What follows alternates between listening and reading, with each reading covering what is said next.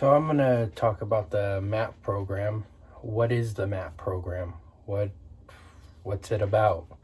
The MAP program is also known as the Medication Assisted Treatment Program. Has anyone ever heard of it? Maybe if you've had a friend or a family member that's been affected by addiction, has probably heard about the MAP program.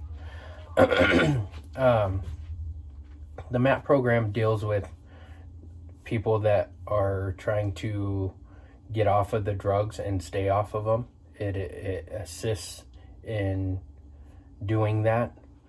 Um, I'm personally a chemical dependency counselor, so I deal with people on the MAP program daily. I help them through the traumas and the things that they go through that have made them want to use drugs.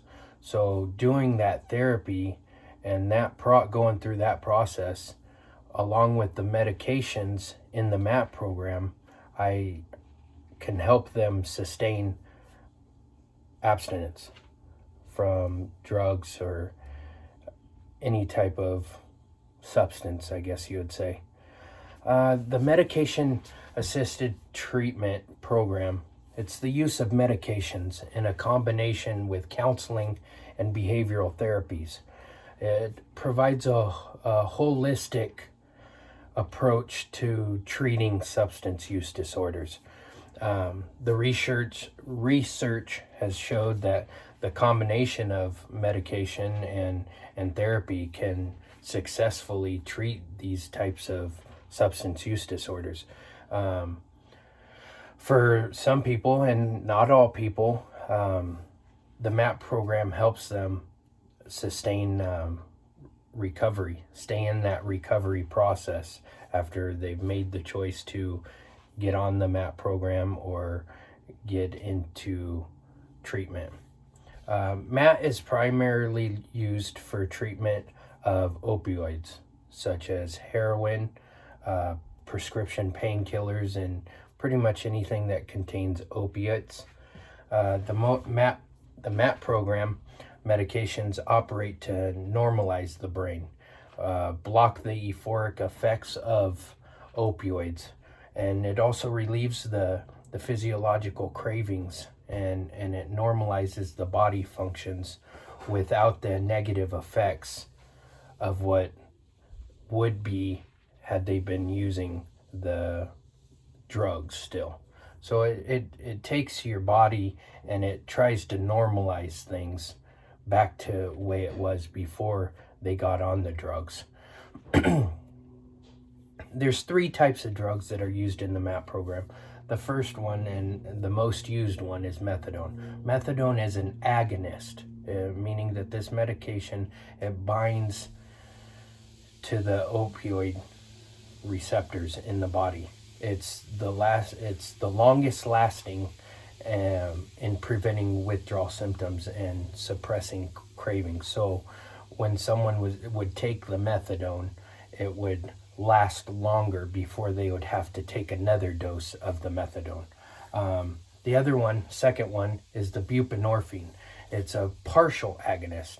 It replaces opioids and blocks the effects of any other opioids that would be taken in addition. It allows the patient or person, whoever it may be, to taper off the opioids gradually without just taking them off and then putting them on the MAP program. So it lets them gradually taper off. The methadone and buprenorphine also reduce the side effects of withdrawals. Methadone is more often prescribed to patients who have greater dependence on opioids. So someone who's been on opioids for years, possibly longer. The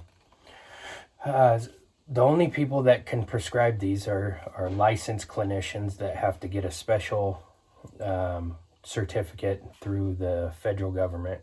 The third is naltrexone, and that's a full antagonist, and it binds to the receptors in the brain to fully block the effects of opioids. Any and all effects of what the opioids might have, it would block. People who've been using drugs, abusing opioid drugs, and abruptly stop will go into the withdrawal symptoms, and the symptoms are so unpleasant that so many people, they just start taking the drugs again. They just don't want to deal with those symptoms anymore. People in the midst of an opioid withdrawal will also experience extreme cravings from the drugs. So the MAP program, it works to reduce uncomfortable withdrawal symptoms using the opioid replacement medication, which is what one of those three would be. The medication helps to lower the risk of relapse during the different stages of recovery. It addresses the cravings for the drug in the early stages. It provides a medical supervision of the person's recovery. So while being on the MAP program, you have to be in constant contact with your doctor.